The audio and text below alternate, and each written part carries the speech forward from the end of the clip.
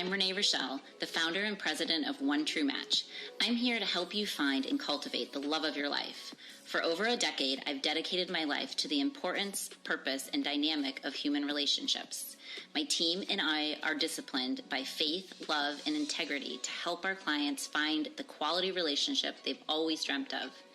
Each week, I will be sharing the tools and tips I've learned that have rooted my success as a matchmaker with other leaders around the world. Hello, loves. Welcome back. I am so excited to be sitting here with Connie that's back from the UK. It's been forever. Welcome. I'm almost back to nervous the States. to be back on podcasting, but it's good to be back, everyone. And hello. There's been a ton of questions that have been asked, and I've been waiting for them to hold out until you got back to ask some of these really important questions, right? Even more pressure. Right? And so today we're going to answer some of the most common questions that are being asked by singles today, to just really try to figure out their journey of singleness and obviously to finding the right person. So I hope this podcast is very beneficial to you if you are out there still looking for the love of your life and some of these questions resonate with you that people have been coming in and asking us to talk about. Yeah, and I did take a quick peek at some of the questions, and they get asked over and over again. So if you're either our client or someone coming in that's new to this podcast, I think there's definitely going to be some huge impacts and also benefits to take from this podcast, because I'm sure if you've not thought it before, you're probably going to think it at some time if you are single. Which is so true. So we're going to get started. We're going to get right into it with the first question, because what we're going to do like a 2-part series on this, because there's so many questions and we want to make sure we use the ample time to answer each question instead of just like breezing through them, right? So here we go. If you are driving, please take notes later. If you are able to, write things down so you remember these little things when you're obviously out there dating and coming to us, and we're helping you go through this journey. So let's begin. Thinking of coming to us. I know that so many people have these questions beforehand. This is a great way to kind of learn, digest, and then come to us and ask any more additional questions. Right. So here we go. Number 1 question is questioning their identity. Yeah, that one is, I feel like everyone. Some people even in relationships come and ask us that, right? It's like, oh, hey, what am I doing? Basically, I don't know what to do. And people go over and over and over, especially singles, asking, what is their identity? They don't want to be under this title of being single and lonely and on their own and stuff. And so we really say it's something that you have to work with internally as well, and being able to really dig deep of who are you? Like, I know it sounds silly. Obviously, you know who you are. But when you actually sit down and think about it, it's really tough to be like, okay, I don't need to just put this title over my head that I'm single and that's all I am. Like, you still need to find your worth in that area as well. And also, we always say, like, make a checklist when it comes to stuff like that. Maybe checklist wasn't the right word, but make a list of, like, how you're feeling currently, and then review it in a month of how you're feeling at that time with your identity too.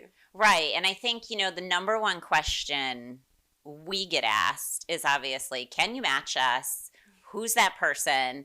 And, why haven't I found them? And how do you think you can find them for us? Yeah. And the number 1 thing we always tell everybody when we do that, like, intake session of really getting to know somebody is trying to literally figure out their identity. Yeah. And how many times do we do that? It's like a 60-minute to 90-minute session where we're literally pinpointing out the minute details of who God's designed this individual to be, but also self-discover. Yeah. And the reality of it is, in our business, and I also feel like just in general, matchmaking, and working for the Lord every day to find people their most compatible match that He has designed them to find through the work and help of us, obviously, but is like who they are. And are they ready? I think that's the biggest question. If you're writing this down, to ask yourself not only, who am I?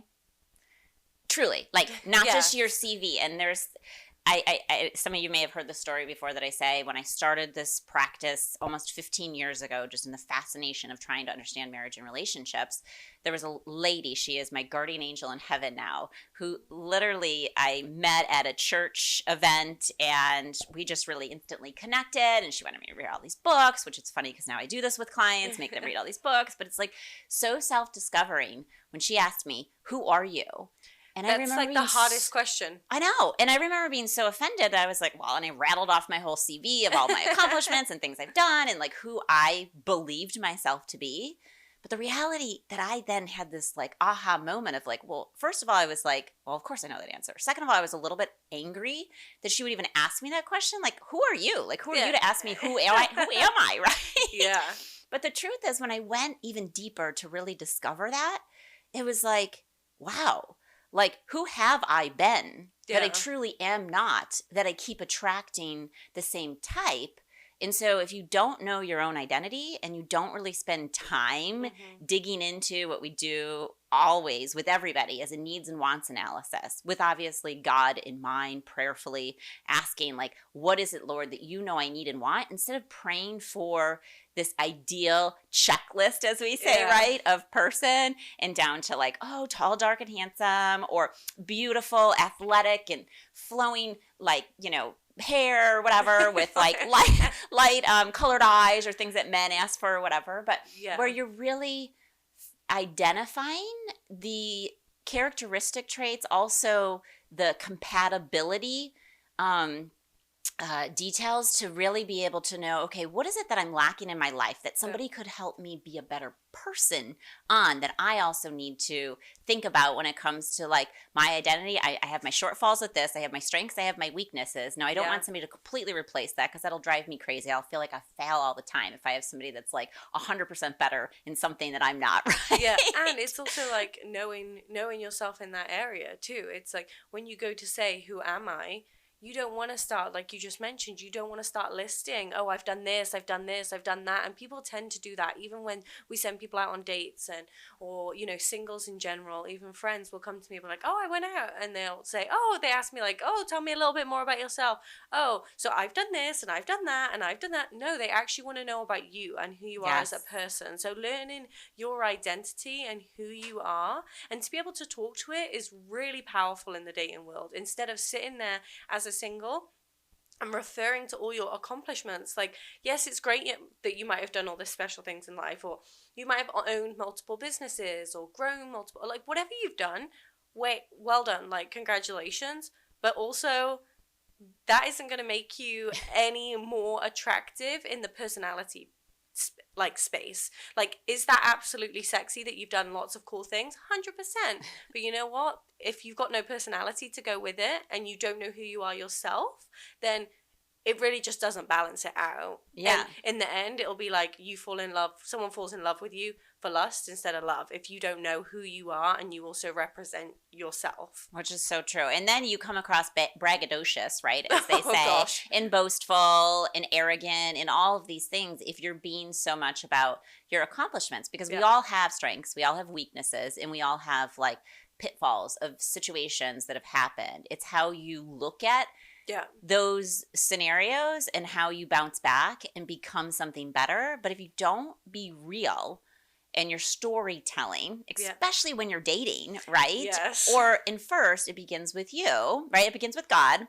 It begins with you. And then another mate that you're putting into your life. And if you have that backwards or completely not even thought of it that way, you know, this is one reason probably why you still haven't met that person. And so this question, I feel like out of all of the questions, it needs to really be understood first and foremost of truly not only who people see you to be. And this is why so many friends and family, and we love their effort and we love to meet the family, right? Like it's like a reunion once they're married and everything else. But they are biased to your past. Yes. And so are your friends that have been around you for so long, right? So they remember you when you did things 10 years, 20 years ago, and they don't actually know who you truly have become today. Yeah. And that's why sometimes like new friends really get the opportunity to kind of see you who you've maybe reborn yourself to be. And walk in this current stage of your life. Yeah, because I always say with every sunrise, there's a sunset. So with every day, you can start off fresh. Obviously, in our faith, like God forgives your sins and all of these things. Like, not that I'm saying go out and be sinful, but at the end of the day, it's also one of those things that like you can then become this identity of who that's you want. new, to be who you want to be, and not creating a false identity, because there's those people out there, right? Yeah, you definitely have to find yourself, as cliche as that sounds. That sounds very, very cringy coming out of my mouth. But you also do have to find yourself. And that's when it comes that it truly is your identity. It's not this false identity. It's really who you are and who you can represent yourself to be as well. Yeah. And making sure that you also can practice that story, as silly and as ridiculous as might sound. Talk to God, say it out loud. Like, practice telling your story of your identity if it helps you. Yeah. Like, because if you are going to be like, oh, you know, I've got it all under control, but don't practice it, or don't know how to say it out on a date, or don't know how to say it if someone does ask you, who are you? Like you just said in yours, then you're going to fumble, you're going to sound silly, you're going to doubt yourself. Like, say it out loud, and also be confident in doing so, because you might know your identity, but if you're not confident in it, I mean, it goes hand in hand, right? Right, exactly. Like, I mean, just what Connie said is practice, because I always say is reflect, think, and then like think, reflect, and share. Right? And so like whatever you're thinking, reflect on it. And I mean, if any of you have listened to any of our podcasts or plug into a bunch of other ones, 72 hours, like 72 hours before you're going to give an answer of something that is like your life story or who your identity is.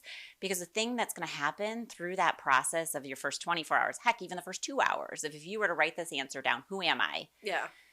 Go back and keep revising until like 72 hours later, or say, okay, I need another 72 hours, right? Like, but it shouldn't be a quick answer. So my encouragement, if you're single, 30 seconds. yes, I want everybody to take their love language, their personality assessment, any kind of assessments you can take out there to know yourself better. But that's just also based on just the average person. Yeah. And you're extraordinary, right? So like, it's so important that you're also diving deeper, and the only person that knows that more than anybody is God. Yeah. So spend time prayerfully saying, what is it, Lord, that you know I desire? Who am I? Totally vulnerable. And how do I share that? Yeah. And also just be strong in doing so. Like, you know, if there is, like Renee said, if you go through the time of being through your strengths and weaknesses, and you do know everyone has weaknesses, right? All of us do. Make sure that you put it in a positive light instead of going in and being like, oh, this is my identity, and this is who I am. But then don't add a weakness in there that's going to make it all downfall. If you are going to talk about something that maybe isn't your strength, but it is who you are, make sure that you put a positive light on it. Not because you're, you know, trying to make it shine, although it's not. Just make sure that when you are going in to tell that story of your identity, like Renee said, don't let it be 30 seconds or 10 seconds, because you sure know that you're not very passionate about it. And then also always have a positive light on it, whether it goes deeper into, you know, a more vulnerable conversation, is that you keep it positive and also know true to yourself what you're saying, and also that you've thought this through, instead of saying something that you thought on a way to the date, or something that you've just thought, oh, I don't know. I can't even give an example right now, but just that it's like comes off the top of your tongue. Like, don't do that. Right. Always reflect. And another little tip that I had back in the day when I was searching and trying to find the love of my life and all of these, steps in your journey that you go through, is this woman that's like a guardian angel to me. She told me, after I rambled off my CV of all my accomplishments, she said, I want you to read a book. So and I recommend this to clients, but it has to be to the right client. Like, I can't stand it when people recommend a movie and it has nothing to do with you just because they liked it. So I'm just saying this, like, I was not married, and I was searching for the right person. And I only say this because there's a book called When God Writes Your Love Story. It's by Leslie Parrott. We'll put that in our show notes or whatever. And I kept reading it. And it starts with like her life and then his life, or maybe it's reversed. It's been a while since I've read it. But, and basically then they come together, and that was what it was, is like, she's dated other people. She's been in relationships with other people, and really he hadn't. He'd been like the perfect soldier praying for the whole time. And she felt like, and I was like, yeah, I don't know if I can really relate to this, right? Like we've had things that have happened, but my point is, the message that I got out of that book, I couldn't put it down after I got to like chapter 6 or whatever it was, because I was hooked. because I wanted to know what happened with their love story. I really wanted to understand that, like, people make mistakes, and some do, some don't. But even the ones that don't, they don't come into a relationship with any experience either, right? Yeah. So the point of the whole thing is, it's called When God Writes Your Love Story, is to really, it pushed me strong towards my faith, to feel this unbelievable love, to then prayerfully pray more aware and daily Yeah. for what the understanding of this person looked like in my life. So if you've never read that book before, you can get it on audiobooks. We're all busy people, right? It's definitely a really cool book to read if you're searching for the love of your life. Obviously, if you're single, what we're talking about, it's just another way to remind you to be prayerful in what you're doing in every step of your identity. So all right, we're going to move on. Make sure that you keep reviewing it. Like, keep reviewing it and keep reviewing Revising. it. We revise it all the time, like everybody does. Homework. Right? God knows we're all a work in progress, so that comes with a lot of revisions, as we do with our clients too. I mean, there's so many times, like, our clients come into it with their idea of their identity, and then we'll send them out on a couple. We send them out on a couple dates, and it's like, whoa, right? With that feedback, we're like, we need to change a few things if this is what you're saying you're wanting, because this is what you're not doing, or this is not how it's coming across, or like, or you're taking too much control of the situation. You're not allowing somebody to be who they are. You're not seeing their true identity of who they are, because we're being so closed-minded, which is a whole nother podcast. Yeah, but I feel like we do have to go down that route. So if you need some coaching or counseling on how to either find your identity, to also, process, reflect, and share, that's what we do, not only for our clients on a daily, right? That's not only what we do for our clients on a daily basis, we do it for our matches, because ultimately we want everybody we meet that is really, truly ready for love, for their identity to shine in God's love for all that He has designed for you. 100%. So the next question, which hopefully we can get to all of these in this series, this is why we're breaking this up into two, because there's so many great questions, was the question in loneliness and loss, which I think is a big topic in today's really crazy dating world, right? I mean, people are so tired of apps. They are so tired of being alone. They are just exhausted, and they are, just feeling like lost from the grief of relationships. Maybe they've lost a loved one, but the world is just in a place of, I hate to say it, but I feel like anger, bitterness, and loneliness. Yeah. Because they don't have the surrounding of true love, or they start to get, more lonely, as they also don't feel maybe God's love during that time and that season of just being alone. Yeah, and let's be honest, the love world is very messy. Yeah. If you're doing it without professional services like a matchmaker, when I say it, I'm like, yes, I'm tooting our own horn, but obviously that's what I'm going to do. Because I have to bring Connie on every once in a while, right? There is so much value, of course, when working with a matchmaker, because the love world is extremely messy when you're going on online dating. Even if you meet someone at a coffee shop, you don't know what they've been through, on how lonely they are, or how, what lost, or like Renee said, they're grieving. Maybe they've been in a relationship for like 3 years, and they've come out of that relationship. They are grieving that. They are going through a loss, and it's really hard to understand when you're not in their shoes. Like, you don't know those emotions. You don't know how much connections they've had from that past relationship. What has, maybe there's wounds that are still open from that relationship. There's so many things, but it's very messy when it comes to, loneliness and loss. But also, then you also, on the flip side, have to make that loneliness into your strength. Like, think of all the times, and we've said this over and over on podcasts, like, that's going to be your last time on your own. Like, you don't know that day when it's the last day of not meeting your forever person. And I was thinking to myself, even now, like, happily married for many years, but I think to myself, oh my goodness, I never knew that last day. I never knew the last day that I was on my, your last kiss, your last, first kiss, right? All of those things, your last, anything. And the last day that you, even, of course, yes, you plan to, when you get married and moved in together, but you you forget about that last season of you living alone, that last season of you only having to care for yourself. And as hard as it is, if you're listening to this thinking I'm just lonely and this is really, really tough, we absolutely understand. Like, I'm not saying it's sunshine and rainbows, but it definitely needs to be, you got to remind yourself that any day now, God's going to give you that person and it'll present itself. And that would have all been your last. So instead of being lonely and down in the dumps, of course it's okay to feel lonely and you've got to recognize those feelings, but pull yourself out of them and have this independent life and think to yourself every day, like, be grateful of the slow mornings that you get to just do you, or the times that you can go to the gym at any time without having to be like, hey, I'm just gonna pop here. Like, you care when it comes to your life, being with someone, married to someone, in a relationship, even going on dates. We all know how time consuming it is in such a wonderful way, but we forget about all the special time that we could have had on our own too. So if you're listening to this and you're very single and you're feeling really low and very lonely, think of all that girl time or guy time or family time that you're not going to get just you again.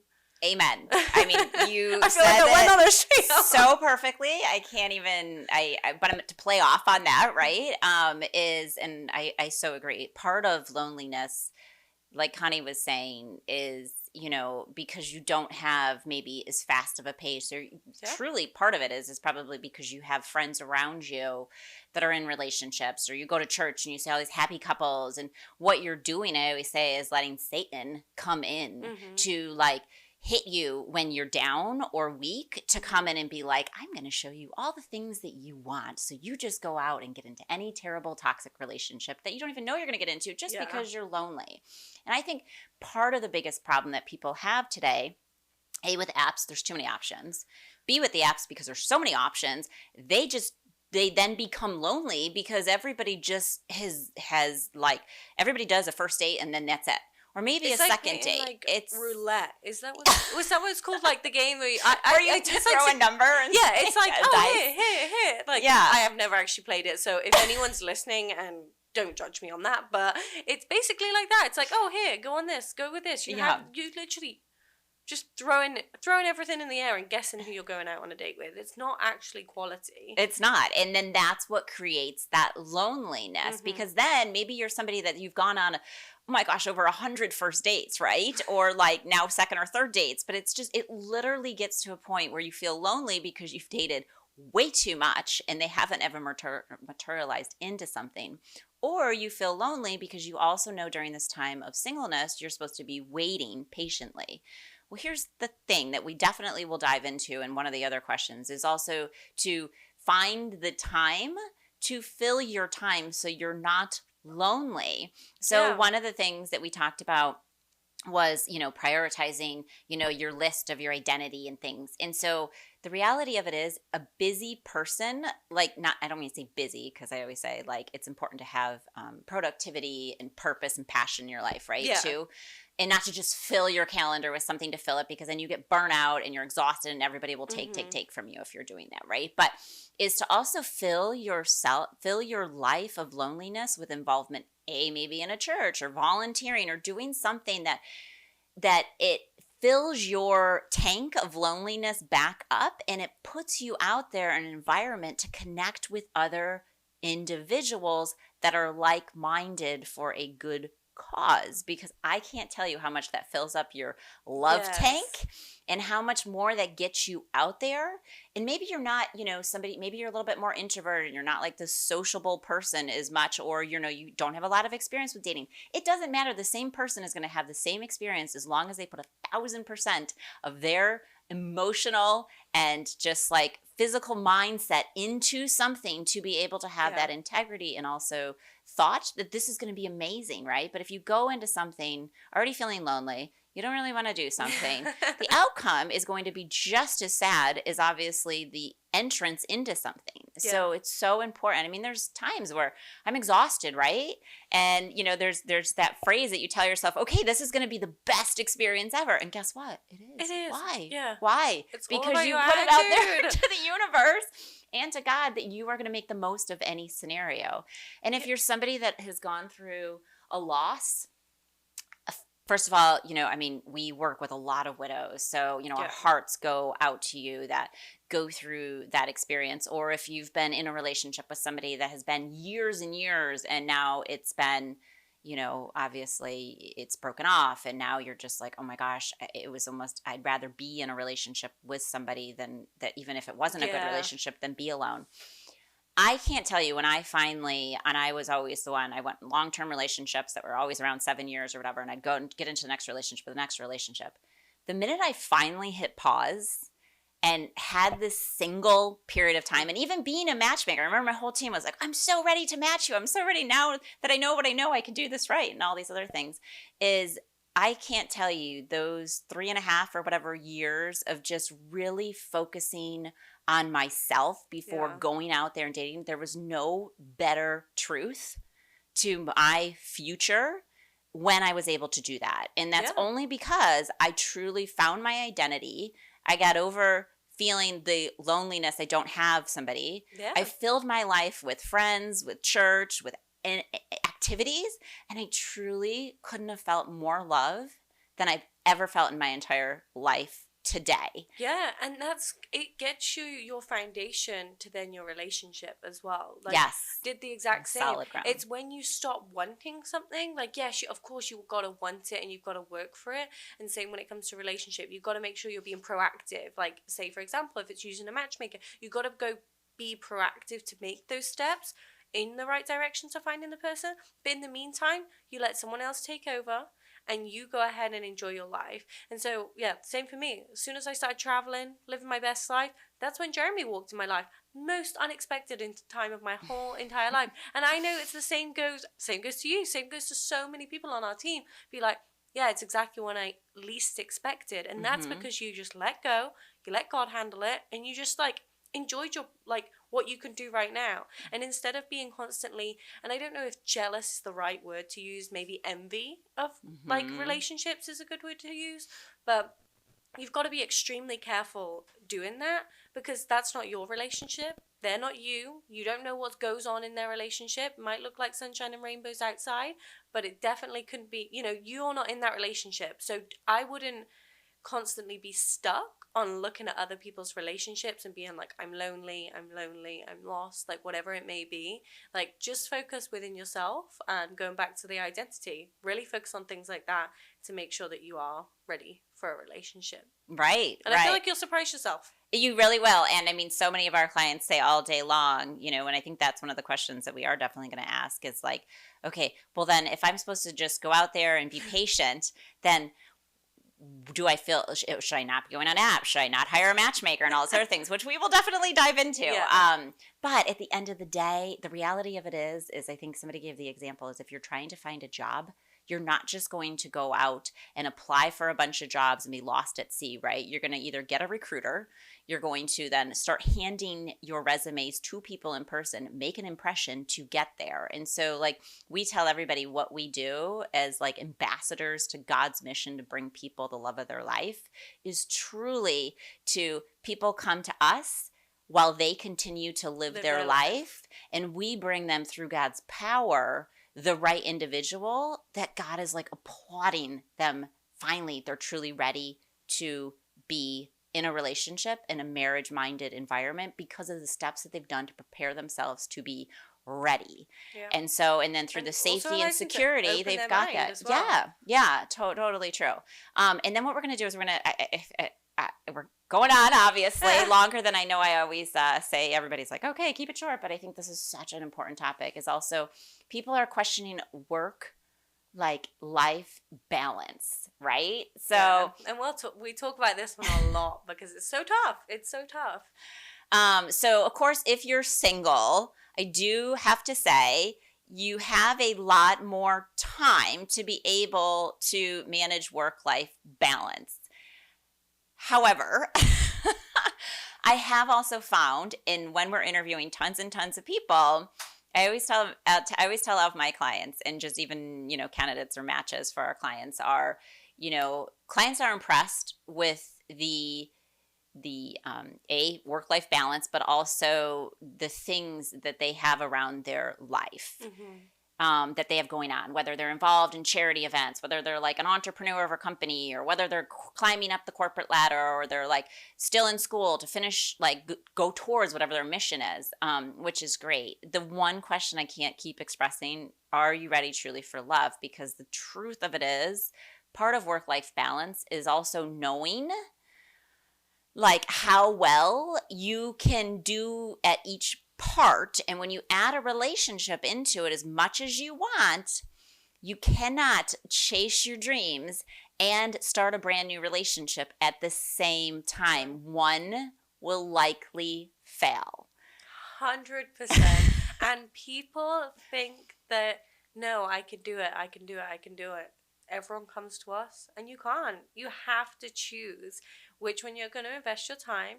And say, for example, similar scenario, if you're a workaholic and you are only working 24/7, the odds of you finding time to even go out on a date, to even progress even a tiny bit, to meet someone, if you're constantly working and don't get yourself out there, I'm sorry, but you're probably not going to find that person. And you can go on a first date, but this is how first dates then never turn into a third or a fifth or a lasting. Because all you do with your time is work. Right. And it's really hard, because being a passionate person in your career is absolutely fantastic. And we talk about it being very attractive when you meet that person. But there is a very fine line between being also addicted to your career or your job or whatever it may be, and be able to make sure that you're showing that you, like, if you're addicted to something, you show it. Right. So right. if you're addicted to your work and you're continuously working 24/7, when you go out on those dates, you will absolutely show it. And it will quickly make someone either run the wrong direction, or you might be lucky enough to give you a few chances, but then you have to very quickly decide on whether, okay, what am I going to invest in? Right. And right. which is more important to you? And I think that's a question to ask yourself. Whether it takes weeks, months, or just, a day. Like, that's a question that you need to ask yourself and digest. But that is one of the hardest things while dating. We have so many clients come to us who are business owners, do all these things. And that is the one thing that we always have to kind of pull it back, start from scratch again, because being addicted to work, or not having a work-life balance, or not then learning how to have a work-life balance when you're dating it's a wobbly one. It is. And, it's so important that like practice is part of perfection, right? Not that anybody is perfect. Nobody is perfect. But, you have to practice how to ride a bike, right? You have to practice how to do work-life balance, and if there's certain times in your life where you're just also like, okay, well, and we're talking obviously to you single, and if you're obviously listening to this, you're definitely wanting to be in a relationship, whether you're going to pass this on to a friend that needs this, or you're going to listen to this for yourself, whatever it is. But it's so important that you really think about your work, your life, and then the balance part of it is when you're going to add also romance. And if you want a family into it, and you don't even know if that's your own family, it's an adopted family, or it's a blended family scenario, even right? Extended as well. People forget about grandparents, all of that. Heck. Right? And like I say, even when we were talking about this earlier, one of my daughter and our favorite things to do at night is to go back and reflect on all the photos of what we did like year from today, year from ago to whatever, and go back. And I look at all the things that I have accomplished since she has been born. It's amazing what you can do, but it's also, you kind of look back at like, okay, what seasons could I have added or balanced things out a little bit better to be more present in this area? Yeah. And so many times we don't think about it until we're in it. And I am here to also tell you the grass is not greener on the other side. So if you don't figure out what life work balance looks like in those departments, in the again, I keep saying the balance is the resolution to obviously figuring it all out. But there also needs to be a category in there is like love, family, and romance. Yeah. Right? And then how do you, and I'm not a spreadsheet type of person, but in this case, right, if you do, 20% here and 20% there, you've got to be able to spread yourself out. Plus, you need to add in you time. And also your energy. Because if you're giving... working out and all the other things that come with that. If you're giving 100% at work, and then you're giving... And you've given every single part of your energy at work. Well, what are you going home to? Because personally, I know. I used to do this. Renee will literally say this and be like, what are you doing? Like, Till I kept hitting you yeah, over the head with yeah. book. Like, you are giving all your energy, or all your clients. I would be like, oh, all my love, all my stuff to them.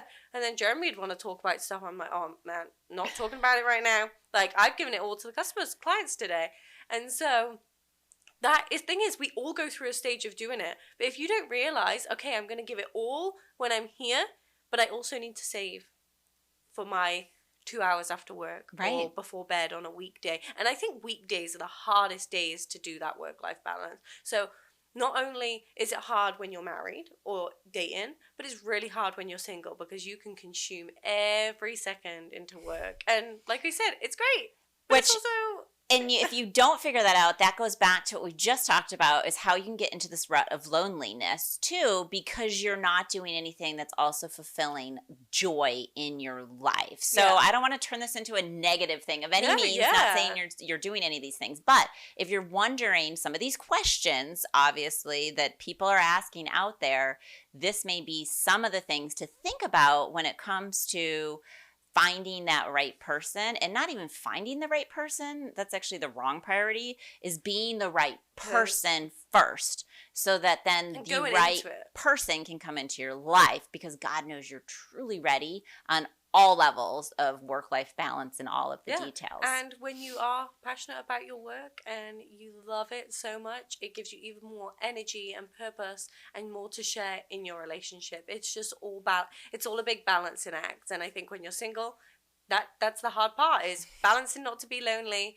balancing work, balancing your identity. It all kind of combines into one. But if you get it right, that just makes you an even stronger partner when you're out there dating, and makes you even stronger and more attractive to other people. Which is so true. So we have so much more to continue to share with you. So we're going to do this in like a 3-part kind of series, which is really exciting. So we hope that you found the first 3 questions, because we have many more to do, valuable and very helpful, as we are going to love and leave you for this podcast. But please tune in next Thursday when we continue this discussion, because we're so excited Connie's back, and we want to dive into each one of these questions and spend ample time, like I said, talking about them together, so that it hopefully helps you when you're out there meeting the love of your life, because you're ready. And when you're ready, we want to meet you.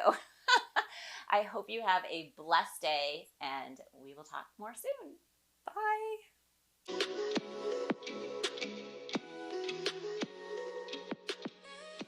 It's been another great talk on this episode of One True Talks by Renee Richel.